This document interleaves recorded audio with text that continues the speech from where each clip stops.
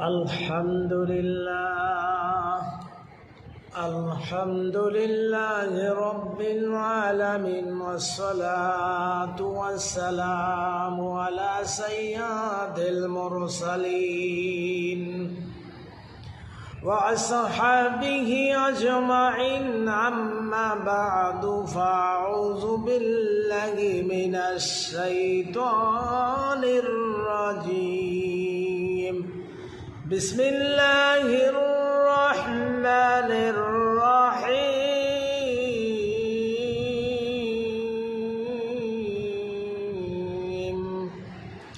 يا أيها الذين آمنوا إذا قمتم إلى الصلاة فاغسلوا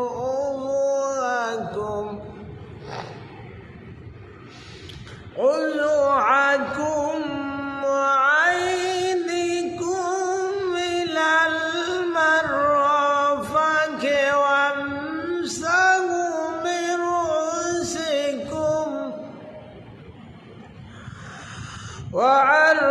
وأرجلكم إلى الكعبين.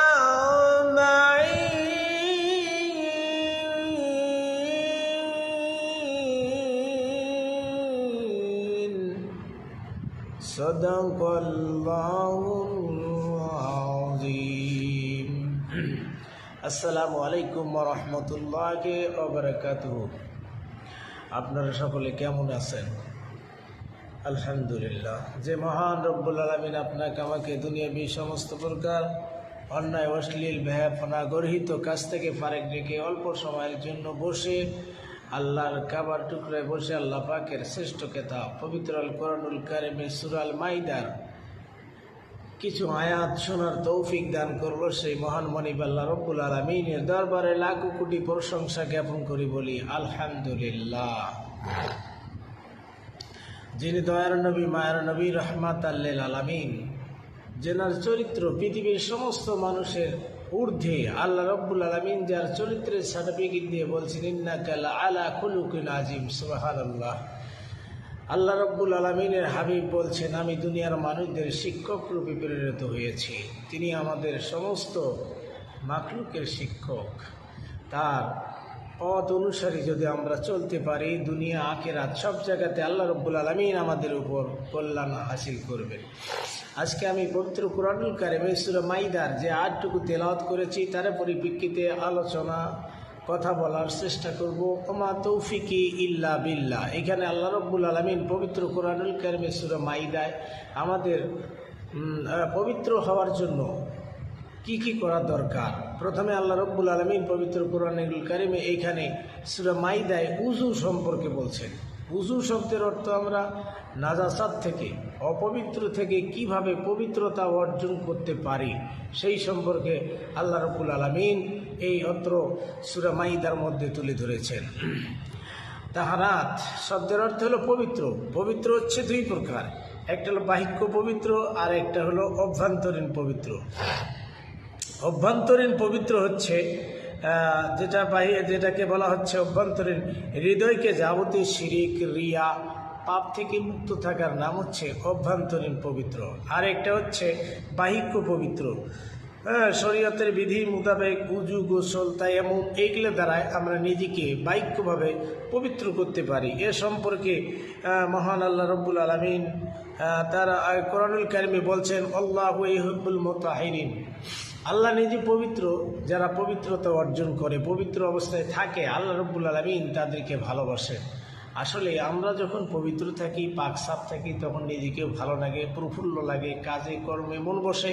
পবিত্র থাকার জন্য আল্লাহ নিজে নির্দেশনা দিয়েছেন কোরআনুল কারিমে, তা বলছেন, আল্লাহ রাসূল সাল্লাল্লাহু আলাইহি সাল্লাম তা বলেছেন। কাজে আমরা অবশ্যই পবিত্রতার মধ্য থেকে থাকব। তাই পবিত্রতার মধ্যে প্রথম কিভাবে আমরা পবিত্র অর্জন করব তা উযু দিয়ে হবে। এই জন্যে বিশ্বনবী জনাবে রাসূলুল্লাহ সাল্লাল্লাহু আলাইহি ওয়াসাল্লাম বলছেন, নামাজের চাবি হলো, জান্নাতের চাবি হলো নামাজ, আর নামাজের চাবি হলো উযু। যার উজু ঠিক নাই তার নামাজ ঠিক হবে না, আর যার নামাজ ঠিক হবে না সে জান্নাতে যেতে পারবে না। কাজেই এই উজু আমরা সঠিকভাবে করব। উজু করার ফজিলত, উজু করলে আমরা কি ফজিলত পাব? হুজুর আকরাম সাল্লাল্লাহু আলাইহি ওয়াসাল্লাম ফরমায়াছেন, আল্লাহর নবী জনাবে রাসূলুল্লাহ সাল্লাল্লাহু আলাইহি ওয়াসাল্লাম বলেন, যদি কোনো বান্দা দৈনন্দিন 5 বার সালাতের জন্য উজু করে, জোহর হইতে আসর পর্যন্ত তার জীবনের টুকিটাকি যা গুনাহ হবে, আসরের উজুতে আল্লাহ রাব্বুল আলামিন তার উজুর কারণে জীবনের গুনাহগুলাকে ওই দিনের মাফ করে দেবেন। মাগরিব হইতে ইশা পর্যন্ত যদি কোনো বান্দা উজু করে, এর মধ্যে গুনাহ হয়ে যায় টুকিটাকি, ইশার নামাজের উজুতে আল্লাহ তাআলা মাফ করবেন। এরকমভাবে ঘুমান্ত অবস্থায় বা এরকম রাত্রে যদি কোনো টুকিটাকি গুনাহ করে থাকে, ফজরের সালাতের জন্য যখন উজু করবে, আল্লাহ রাব্বুল আলামিন ওই বান্দার জীবনের গুনাহগুলা মাফ করে দিবেন। এরকমভাবে ফজরের নামাজ পড়েছে, জোহর পর্যন্ত যদি টুকিটাকি গুনাহ হয়ে যায়, বিশ্বনবী বলেন উজুর কারণে তার জীবনের সব গুনাহগুলা মাফ হয়ে যাবে। হযরতে আবী হুরায়রা রাদিয়াল্লাহু তাআলা হইতে বর্ণিত, তিনি বলেন, বিশ্বনবী জনাবে রাসূলুল্লাহ সাল্লাল্লাহু আলাইহি ওয়াসাল্লাম বলছেন, হযরতে আয়েশা সিদ্দিকা রাদিয়াল্লাহু তাআলা আনহা আল্লাহর নবী জনাবে রাসূলুল্লাহকে জিজ্ঞেস করলেন, ইয়া রাসূলুল্লাহ, ইয়া হাবিবাল্লাহ, কিয়ামতের দিন কোটি কোটি মানুষ হাসরের ময়দানে একত্রিত হবে, এমন কিছু উম্মত আপনি চলে যাওয়ার পর থাকবে, আপনার ওই উম্মতেরাও দেখি নাই, আপনি ওই উম্মতদেরকে দেখেন নাই, কিন্তু কিয়ামতে কোটি কোটি মানুষের মধ্যে আপনি কিভাবে আপনার উম্মতদেরকে চিনে নেবেন?